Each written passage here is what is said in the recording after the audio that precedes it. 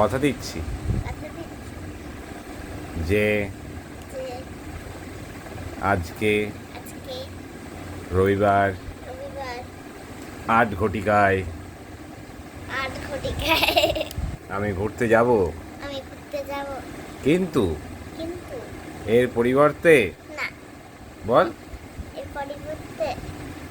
বুধবার সকালে ফ্ল্যাটে গিয়ে পড়বো বাবার কাছে।